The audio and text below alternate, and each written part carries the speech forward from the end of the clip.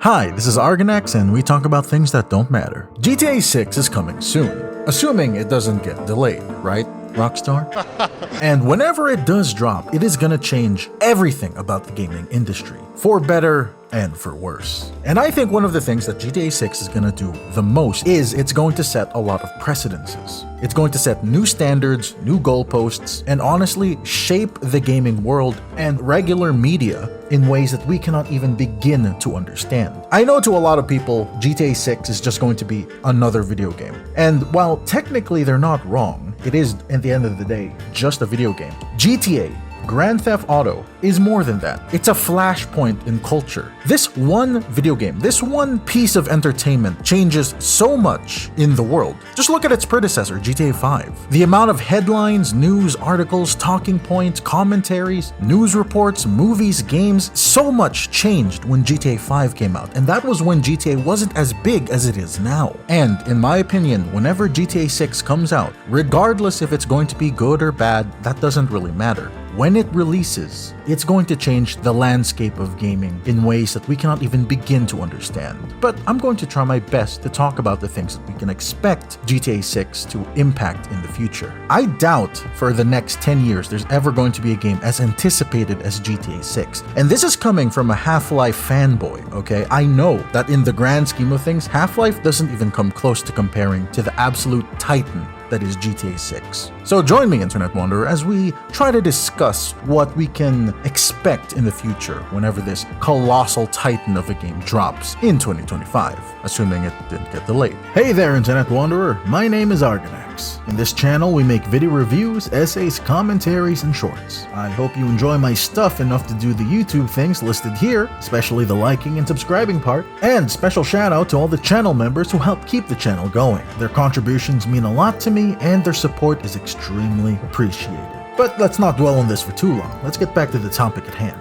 So I just have a bunch of talking points here that I want to cover, and first and foremost, one of the things that people are most, I guess you could say, anxious about is the pricing of GTA 6. A few years ago, people gave a big stink about when they increased the average price of video games from $60 to $70. It brought up this entire debate that goes on up until this day now. And currently, GTA 6 is in the discussion because there are rumors that they might charge you $100 for whenever this game comes out. Now, there's a lot to unpack about the cost of games and how practical they are in order to produce. I saw in a skill up video that apparently the latest Call of Duty cost upwards to $800 million, not including marketing, just to create and continually support. So how much cheese we talking here? Well, Black Ops 3 was back in 2015. Activision spent a total of $450 million making and supporting that one game. Fast forward to 2019 with Call of Duty Modern Warfare, and that cost the princely sum of $640 million. Black Ops Cold War in 2020 cost $700 million to make. And I know game development is hard and expensive, don't get me wrong, I am well aware, but I mean, $700 million for one Call of Duty game. That's just not making sense to me. Like, they're good games and all, sure, but I can't see that $700 million on screen. I just can't. I don't understand. AAA games are so inflated in their costs to create and manage. It's kind of ridiculous. Now, I'm not trying to justify games being $100. Of course not. I don't want my games to be more expensive. Are you kidding me? I'm barely making enough money as is. Make sure to keep watching all my videos, please. Thank you. I need that launch time ad revenue. Thank you. But if ever there was a game that could justify, big emphasis on the word could justify itself being $100, it would be GTA 6. It's safe to assume that this game is probably costing upwards to $1 billion, probably almost $2 billion to make. Am I talking out of my ass about this figure?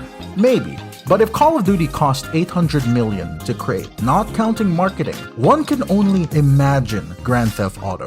So this game could cost upwards to billions of dollars to create, and even if the game ends up costing $100, people are gonna buy it. It's Grand Theft Auto after all, they're going to do it. It's not so much the $100 price point, which is scary. Well, $100 is still a lot of money, so that is pretty scary. But it sets the precedent that other companies will try to match this asking point. Price sets expectations. It's one of the reasons why when No Man's Sky came out, people were so critical of the game, because it was priced as a AAA game at the time. It was priced as a AAA game and they expected a AAA experience. Now, I'm not going to comment about the fact that some games that you can buy nowadays, which are considered AAA, are not inherently worth that asking point. I'm looking at you, Ubisoft games. But could you imagine if they could manage to pull off this $100 price point for GTA and other AAA game companies decide to go forward with this? Imagine Call of Duty in the future, $100.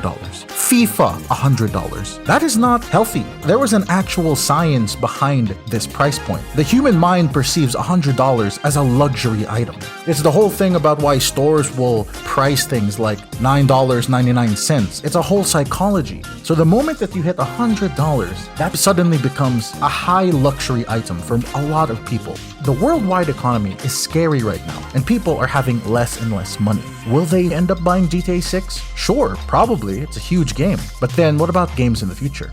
Will people want to buy games then? What if Elden Ring 2 comes out? Another Baldur's Gate? Will you be as tempted to buy those games if they were $100? Maybe, but the incentive to not do it is going to be bigger than ever. And, well, GTA 6, as big as it is going to set a lot of expectations. It's also going to impact how we view the mainstream, especially with games. Now, I know that when people think of mainstream, they think of people who are entry-level, basic, not that invested in the gaming world. Think of people who play sports games or play, Call of Duty and nothing else. But unfortunately, the mainstream is important for any industry, whether that be movies, music, or games, because it dictates the course of that said industry. If 10 years from now, all video games just adopted gacha mechanics and battle passes, then it's going to become the norm. And we're already kind of halfway there. Video games nowadays have so much battle passes and companies trying to nickel and dime you for every cent that you have. You can see how that is an effect of the mainstream perception and practices of video games now. And whatever GTA 6 does will shape the mainstream bigger than any other game in the last 5-10 years. I don't know what GTA 6 is going to do. I don't know if it's going to have a battle pass. I don't know if it's going to have paid DLC. We legitimately don't know. But whatever it's going to have, games are going to copy it. Games are going to follow what it's going to do. And while I have slightly bigger confidence in ROCKSTAR being slightly better than these other companies, big emphasis on the word slightly, I don't trust other companies like Bethesda, EA, Ubisoft. I don't trust them to make good, rational decisions, trying to mimic whatever GTA 6 did to earn its success. There have been a slew of videos lately talking about how the mainstream or AAA gaming industry is going to collapse or it's unsustainable. And honestly, I completely agree. The practices and the cost of games in the AAA space has become so inflated, so unbelievably bloated, that this cannot last for much longer. And I know people are going to say, just play indie games, just play AA games or the smaller games created by smaller teams. And that is true. Some of my favorite games out there are indie games. But unfortunately, indie games do not dictate the course of this industry. As much as I wish it did, it doesn't. And the gap between what is AAA and what isn't is becoming bigger and bigger. If there was a divide between indie games and AAA games in the past, maybe 10 years ago, 15 years ago, think of it like trying to row a boat across a lake. It's difficult, but it's definitely possible. That's kind of what happened to No Man's Sky. The initial team behind it were basically an indie company trying to make a game that was AAA. It was possible. Difficult, but possible. But nowadays, that's like trying to swim across the Pacific Ocean. The gap is so big now. Could the AAA space and AAA game industry collapse in the next couple of years? Maybe. But even if it does, that's still not good for indie games because they're all going to be affected. And if ever there was going to be a game that could right the ship, that could dictate where the gaming industry is going to go, it's going to be GTA 6. That also brings up the topic of standards for people within the gaming industry, specifically those who are working for ROCKSTAR to make GTA 6. I'll keep this section brief.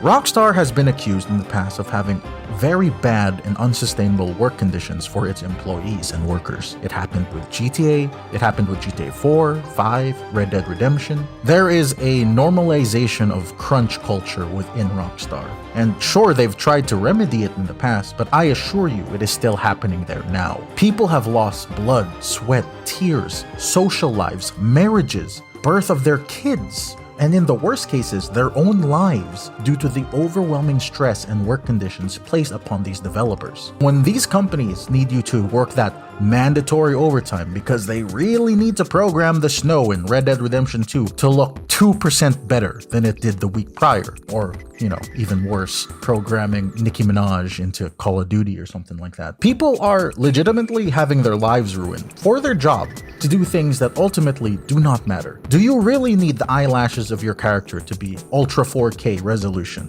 I don't think so. It's one of the reasons why these developers are being so overworked. And it's also rather unfortunate that as time goes on, more and more people, and I'm not talking about higher-ups, I'm talking about boots on the ground programmers, developers in the gaming industry are being laid off and fired at a record rate. Every day since 2020, thousands, tens of thousands are losing their jobs constantly, and that's scary. So if GTA 6 comes out, and regardless if it succeeds or not, it's going to normalize this whole crunch culture, at least more so than it already is. And that's going to lead to more stress for the people who work in the gaming industry. GTA 6 has been in development for probably 10 years now. Maybe more, maybe less. Doesn't really matter. But a game being in development for a long time doesn't mean it's gonna be good. I'm looking at you, Concord and Skull and Bones. And another aspect about GTA 6 is the wider impact on the world it's going to have. When this game comes out, whenever it may be, there is going to be a quantifiable dip in human productivity across the world. People are gonna get out of school, call out of work, not leave the house for potentially days just to play this game. I remember Valve's own Gabe Newell once mentioned that when Dota 2 released years ago, it increased global download percentages by a small amount, 3% or something like that. Not huge, but still pretty impressive given that Dota 2 is a relatively well-known game. One can only imagine what that figure will be the day GTA 6 comes out. GTA 6 is going to become a way of life for thousands, maybe even millions of people. I'm looking forward to all the game analysts and video essays talking about the game and its impact on the real world. But let's be real, you're just going to watch XQC soypog his way fumbling every mission. Just fucking threw a fucking perfect flash at me. These guys know right where I'm at. This game is going to affect everyone in the creator space, big and small. In other words, it's going to be a content goldmine for years, decades maybe. We can already see it now. People spend so much time playing GTA Online that it's become a way of life and an entire genre of games all in its own. And we can only imagine what GTA 6's online is going to look like. And speaking of online, Rockstar knows that GTA Online is where the real, big, long-term money is. Sure, they're going to make a shit ton of money with its initial sales when it comes out, but over the course of 10 years, GTA 6's online is going to make them so much money. And because it's so big and it takes a lot to support a game like this, it's also safe to assume that GTA 6 is going to be Rockstar's last big game, at least for a while. I don't expect them to release any other big games for the next 10 years. I'm just looking forward to a Max Payne 4, man. GTA 6 is going to be a beast, rivaling Fortnite in terms of player traffic and cultural impact. And that also brings up the topic of live service games. Because games as a service is a very competitive market, and unfortunately, the bandwidth for players' attention as to which games that they want to play and turn into their forever game is already thin as is. GTA 6 Online is going to be a forever game for a lot of people, and a lot of dumb, out-of-touch suits in Sony, EA, Ubisoft, etc. will continue to make more live service games, thinking that they can either one-up the ones that we currently have, leading to more game bloat, more slop, more layoffs, and more failures. Unfortunately, people just don't have the time to commit to these many live service games. If you play Fortnite, safe to assume that you're gonna keep playing Fortnite for years more. You play League of Legends, you're stuck there. You play WoW, that's what you're gonna end up playing. There's not a lot of live service games that can really capture and maintain a player base for long, honestly. And GTA 6, in my opinion, is going to be one of those games that will have longevity with it. But that's not going to stop other companies from making their own Concords. Other companies will think that they can mimic what GTA 6 is going to do. And honestly, that's just wrong. They're going to see GTA 6 as this mountain that needs to be surpassed or at least overcome. They fail to realize that GTA 6's future peak is going to be unsurmountable. GTA 6 isn't gonna be a mountain that you can overcome or surpass. It's going to be a goddamn floating platform in space covered with gold. I highly doubt that there's going to be another game for the next decade that can match GTA 6's cultural or financial impact on the world. We're still gonna get games like Witcher, Hades, Minecraft updates. We're gonna get more League of Legends in the future, your No Man's Skies, your Baldur's Gate 3s, your Concords, your Journeys or Shadow of Colossuses. We're gonna get similar games to those all the time. They're always going to be there. Amazing games will happen regardless of the state of the gaming industry.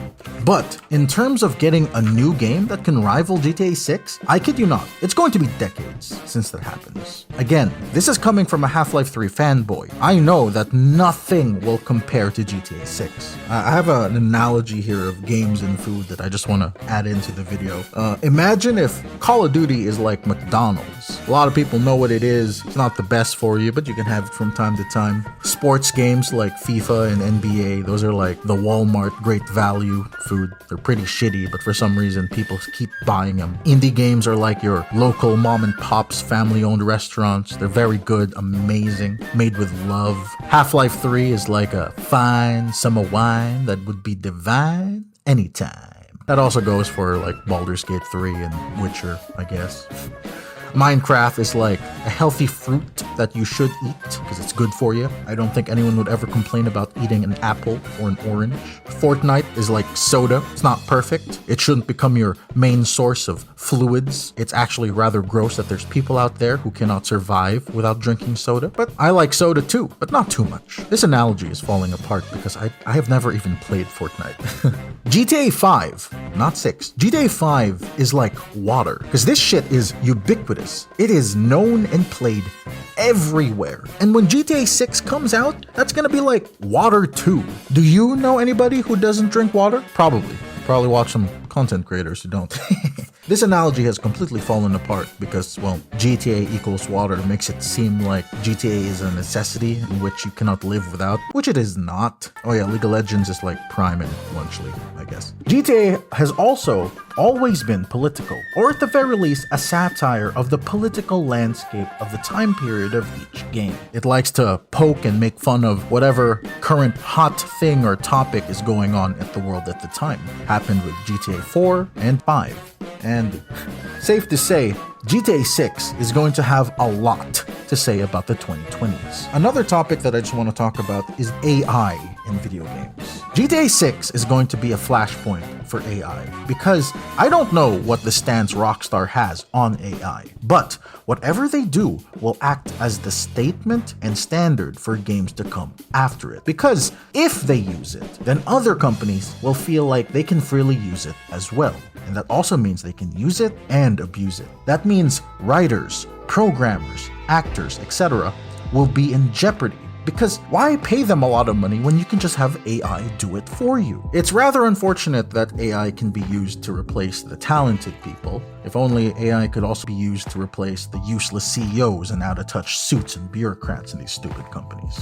AI is a tool. I completely understand that. It can help make everyday life better, but it can also be used to undermine the creative work of so many people. And I truly think video games are art. They are. So the moment that you allow AI to dip its hands into your artistic product, even if GTA 6 is as a commercial a product as they come, I still think that that's going to end up being a bad thing. If ROCKSTAR doesn't use AI for GTA 6, great. But if they do, that's a bad sign for things to come in the future. And finally, to close off this video, I guess I'll just have to say that I'm a little bummed out that GTA 6 isn't gonna come to PC. I'm a PC player after all. I know it's going to end up at PC at some point, but it's just annoying that they're doing the same thing that they did with GTA 5 back in the day. GTA 5, I think, came out in 2013, and it didn't come to PC until like 2 years later. I think the same thing happened with Red Dead Redemption 2. So if we have to wait 2 years before we can get GTA 6 on the PC, that's gonna be a little annoying.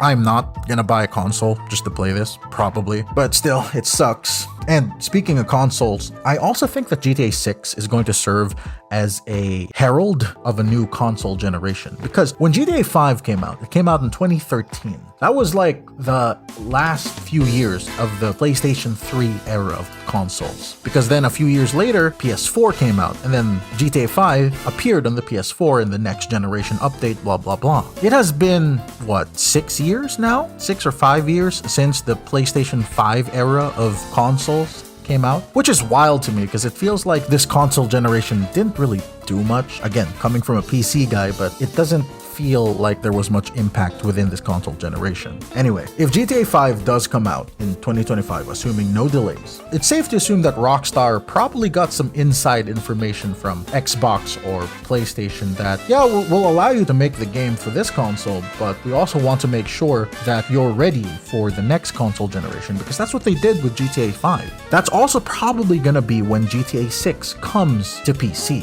whenever this new generation comes in like 2 or 3 years. And that's all I really have to say, Internet Wanderer. I know it's going to be an interesting time, to say the least, whenever GTA 6 comes out, and I'll be looking forward to how this shapes the gaming world, for better and for worse. Thanks for watching, Internet Wanderer. Apologies if this video was a bit of a rant and a bit messy, because it was. Thanks for watching. Do the YouTube things.